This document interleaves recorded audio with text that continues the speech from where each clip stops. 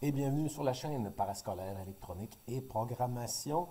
Dans cette vidéo, je vais vous parler du canon. Je ne vais pas faire l'assemblage parce qu'il a déjà été assemblé à l'aide de mes amis du service, 3 de mes élèves qui ont participé aux soudures, qui se sont partagés les soudures. J'en ai fait quelques-unes. Alors, je remercie tout de suite John, Yasmine et Aliana qui, à tour de rôle, ont effectué différentes soudures.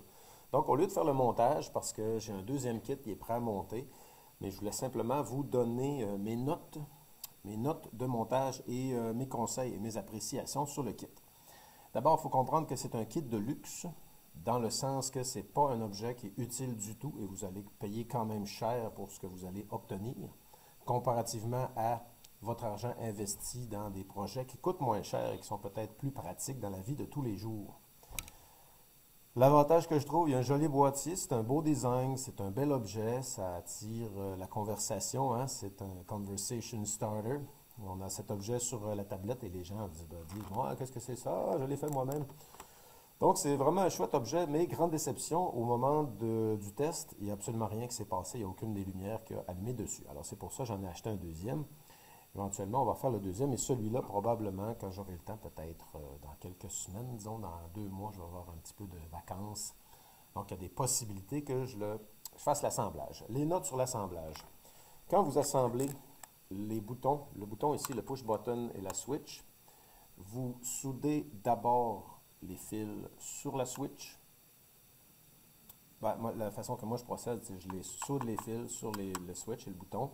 Et ensuite, on va passer le fil dans le plastique et on va les souder sur le board ici. Alors, si vous soudez tout au complet, quand vous allez arriver pour installer le boîtier, vous ne serez pas capable d'installer le boîtier. Donc, vous devez d'abord installer le fil, soit sur le board ou sur le switch, et ensuite poser le boîtier. Ensuite, vous pouvez aussi le faire à l'envers, sortir les fils, aller poser ça et bon, installer ça.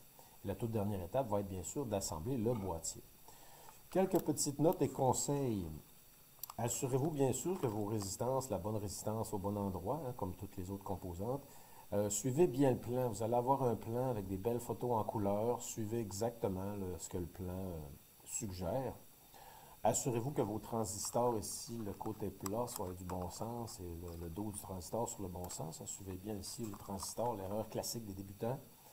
Même chose pour les LED. Grande patte positive dans le plus, et vous avez la verte ici, la bleue ici et la rouge ici. Vos diodes, vous avez une diode ici, assurez-vous que la noire est ici et la orange est juste à côté. Assurez-vous que les diodes sont sur le bon sens, avec la ligne sur le bon sens. Vous pouvez vous référer au manuel d'instruction, vous pouvez regarder les photos très attentivement. Même chose pour votre capaciteur, vous voyez le côté négatif ici, le côté positif de l'autre côté. Quand vous faites le montage, le parti qui est sur le dessus ici, c'est marqué Out. Donc, elle se dirige dans ce sens-là. Les boutons sont juste derrière. Alors, si vous voyez, je vous le montre sous différents angles pour vous permettre de regarder les détails. Même chose pour le montage ici qu'il faut souder. Regardez très attentivement le plan et suivez le plan. Et ça devrait avoir l'air à ceci. Et là, ça n'a pas fonctionné. On a mis des piles, j'ai changé des piles. Bon. Rien ne fonctionne. Et le dernier conseil que je vous dirais, quand vous allez assembler le boîtier pour éviter les frustrations, commencez par assembler la pièce du fond avec ici une vis, ici un spacer, et ici on a les petites pattes rondes. Et la partie qui est plus compliquée un peu, c'est assembler les côtés. Alors pour assembler les côtés, je vous recommande d'utiliser une pince de précision, comme ça, pour tenir les minuscules boulons. Et vous mettez le minuscule écrou, vous passez le boulon en premier et vous pouvez le visser dans l'écrou comme ça, juste à la main comme ça, easy peasy. Et voilà, et maintenant quand vous allez placer la plaquette, ça va être beaucoup plus facile.